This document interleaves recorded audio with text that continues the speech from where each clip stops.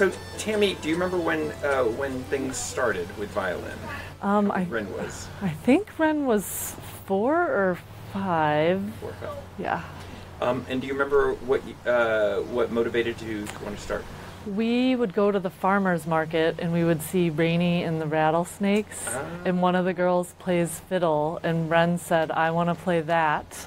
Can you describe what that looks like at home? I think when she was younger, it was probably more of a push to get her to practice. I mean, there was some like honeymoon phase where she loved it and wanted to play, and it kind of waned and waxed between like trying to get her to practice, and sometimes she would want to. At this point, it's a routine part of our lives, and we have like just days that we practice in the evenings mostly. I think when she was younger, we'd practice in the mornings. So what does that look like now? And she, how old is Ren now? She's just turned 10. Just turned 10. So you say it happens in the evening. Is that after dinner or? It's usually when her dad is putting her sister to bed. Ren and I go do fiddle. Would you describe sort of supporting somebody on the in this as a lot of parenting capital, or is this? I think it's probably less than soccer. I think it's more at the beginning, but once it becomes routine, it's not so much parent capital. And I think she's getting to the age where she can sort of do things a little bit on her own, even though I usually hang out with her while she does it. So I'd say the investment's kind of bigger at the beginning, and then once you get through that, it's just a part of your life. And right. Yeah. So you have you've got the routine set up. She seems to be motivated. Yeah.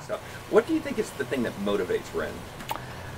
I think Ren is easygoing, so I think she usually does the things she's supposed to do. So it hasn't been a huge battle. Is that because she's compliant, or is it because, do you think that she just loves playing so much that she wants to play? I think it's probably a combination of both those things. Right. Yeah. How much do you think the social factor of playing factors in for Ren? It hasn't been a huge part, but I have to say she loved when she had a fiddle group with 3 other kids, that she was really into it. Right. I really think that was a awesome part of it. So, before the quarantine? Before the quarantine, yeah. Okay. And then I guess finally, do you have sort of like expectations or hopes or visions of what this might be like, say, down the road for Ren? I mean, what would be success for you? Her just wanting to play fiddle on her own when she's older would be a success in my mind. I mean, I'd love for her to be able to like play in a band if she wanted to.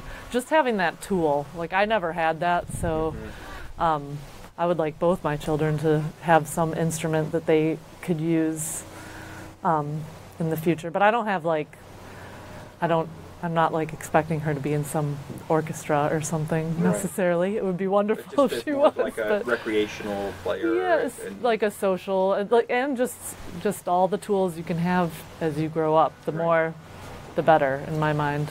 What is it about music in particular, I guess, that kind of makes you think that this would be a worthwhile thing for her to have? Well, I think it's good for brain development, and then I think it's a positive social outlet, and something you can do with friends.